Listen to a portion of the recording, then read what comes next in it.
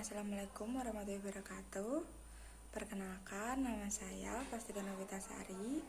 Saya berasal dari program studi Ekonomi Syariah semester 6 dari kelas 6D Fakultas Ekonomi dan Bisnis Islam Universitas Islam Negeri Salatiga. Pada kesempatan kali ini, saya akan membuat video untuk memenuhi tugas ujian tengah semester di mata kuliah Ekonomi Keuangan Islam 2 dengan dosen pengampu Bu Siti Munfarida S. Akun ME. Di kesempatan kali ini, saya akan mengambil salah satu bab saja yang ada di dalam Ekonomi Keuangan Islam 2. Di antara berbagai bab, saya memilih atau mengambil bab tentang vintage dan industri keuangan syariah. Yang akan kita bahas ini mengenai pengertian dari vintage tersebut. Jadi kita biar tahu apa sih vintage itu. Yang kedua tentang faktor-faktor yang bisa mempengaruhi vintage. Yang ketiga ada jenis-jenis dari vintage. Yang keempat ada dasar-dasar hukum dari vintage tersebut beserta manfaat dari vintage. Dan yang terakhir kita akan membahas tentang perbedaan vintage, perbedaan antara konvensionalnya dan syariah. Yang pertama mengenai pengertian dari vintage sendiri. Vintage itu merupakan singkatan dari financial technology, yang dimana berarti vintage ini merupakan suatu teknologi atau suatu perkembangan teknologi di masa kini untuk jasa finansial atau jasa keuangan. Menurut National Digital Research Center, istilah vintage ini merupakan suatu inovasi yang menggunakan teknologi modern dalam bidang finansial.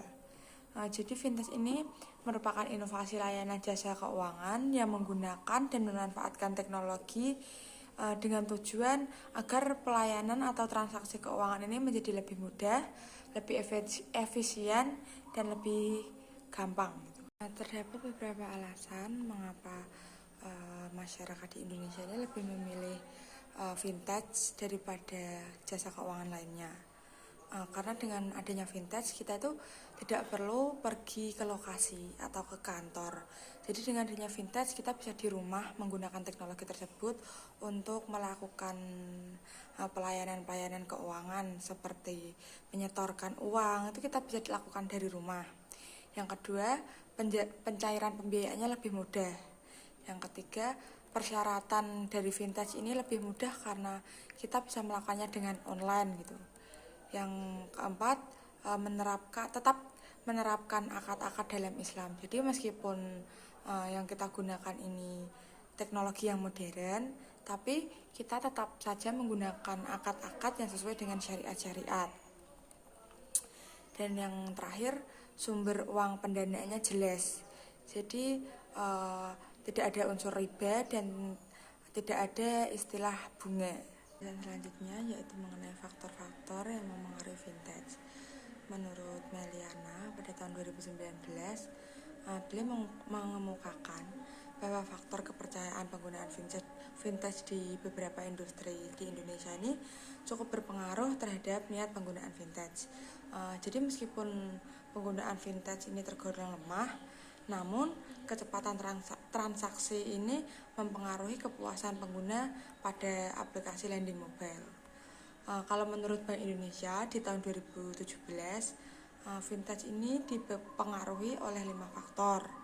Yang pertama sistem pembayaran, yang kedua pendukung pasar, yang ketiga manajemen investasi dan manajemen risiko, yang keempat pinjaman, pembiayaan dan penyertaan modal, serta yang terakhir dipengaruhi oleh jasa finansial lainnya. Selanjutnya ada jenis-jenis dari vintage. Pertama ada payment gateway, yaitu merupakan sebuah layanan aplikasi dari e-commerce yang bisa memberikan kita ini otoritas pembayaran atau pemrosesan kartu kredit maupun pembayaran secara langsung bagi konsumen atau bagi klien dalam aktivitas bisnis elektronik ataupun online. Yang kedua ada dompet digital. Jadi dompet digital ini bisa memberikan kita kemudahan untuk penggunaan kemudahan bagi pengguna, sehingga kita itu tidak perlu membawa uang cash ataupun menerima kembalian. Jadi hanya seperti scan barcode lalu kita sudah bisa melakukan pembayaran. Yang ketiga ada manajemen kekayaan. Dengan adanya manajemen kekayaan ini kita bisa mengetahui beberapa indikator keuangan, contohnya seperti penghasilan kita, jumlah hutang kita, pengeluaran kita, asuransi dan lain-lainnya. Yang keempat ada pembiayaan sosial. Pembiayaan sosial ini merupakan salah satu himpunan atau salah satu pengumpulan dana sosial yang menggunakan metode seperti patungan untuk mewujudkan kepentingan sosial. Dan yang kelima ada pinjaman, yaitu usaha yang pasti memerlukan modal, jadi kita memberikan pinjaman kepada perusahaan tersebut. Selanjutnya kita akan membahas tentang dasar hukum dari fintech tersebut. Teknologi finansial atau fintech di Indonesia ini sudah diatur dalam Peraturan Bank Indonesia Nomor 19/12 PBI 2017 tentang penyelenggaraan teknologi finansial. Dalam UU tersebut mengatur tentang teknologi finansial berlandaskan pada perkembangan teknologi dan sistem informasi yang terus melahirkan berbagai informasi, khususnya yang berkaitan dengan teknologi finansial. Dalam Peraturan Otoritas Jasa Keuangan Republik Indonesia, fintech ini telah diatur pada nomor 13 PJOK 02/2018 mengenai inovasi keuangan digital di sektor keuangan jasa. Sedangkan menurut Fatwa Dewan Standar Majelis Ulama Indonesia nomor 17 DSM MUI 2 nomor tahun 2018 ada 3 parameter produk ekonomi yang dapat dikategorikan dengan syariah, yaitu terbebas dari transaksi yang dilarang, produknya sesuai dengan akar atau transaksi syariah, dan yang terakhir wajib menjaga adab atau akhlak Islam dalam bermuamalah. Manfaat dari fintech ini yaitu jadi fintech itu sebagai media pendanaan atau pembiayaan dalam keuangan yang berbasis teknologi. Jadi dengan adanya fintech ini kita bisa melakukan pelayanan yang berhubungan dengan keuangan ini melalui teknologi yang ada dan lebih mudah tentunya. Pembahasan terakhir mengenai perbedaan fintech konvensional atau umum dengan fintech syariah. Kalau fintech syariah kan suatu sistem layanan solusi keuangan yang diberikan oleh perusahaan teknologi dengan prinsip syariah. Jadi perbedaan antara fintech syariah dan konvensional ini terletak pada prinsip dasarnya. Kalau konvensional ini masih menggunakan sistem bunga, sedangkan kalau syariah sesuai dengan syariat Islam.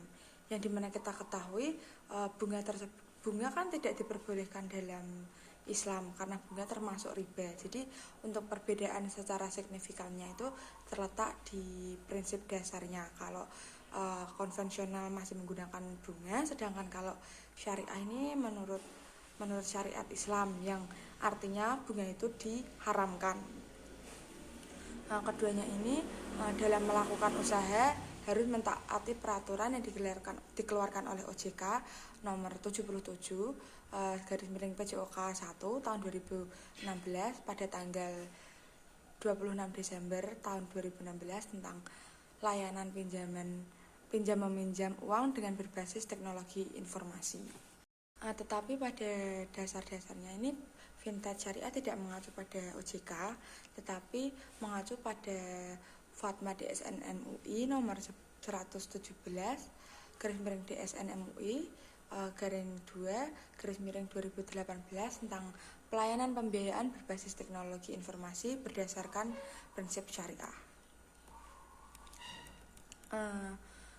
Menurut Ronald, ada 6 jenis akad yang diperbolehkan dalam fintech syariah, yaitu akad al-bai atau jual beli, akad ijarah, akad mudharabah, akad musyarakah, akad wakalah, dan yang terakhir akad qadar.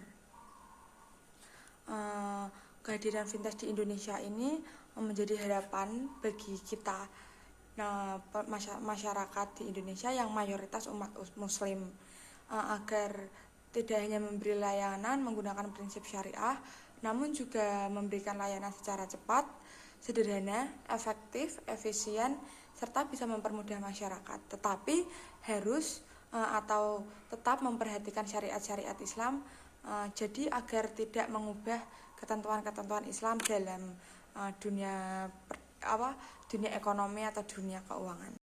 Sekian penjelasan dari saya tentang bab vintage dan keuangan syariah.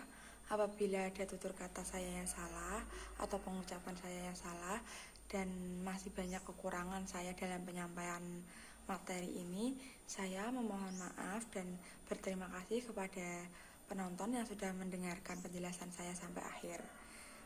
Sekian, saya akhiri. Wassalamualaikum warahmatullahi wabarakatuh. Terima kasih.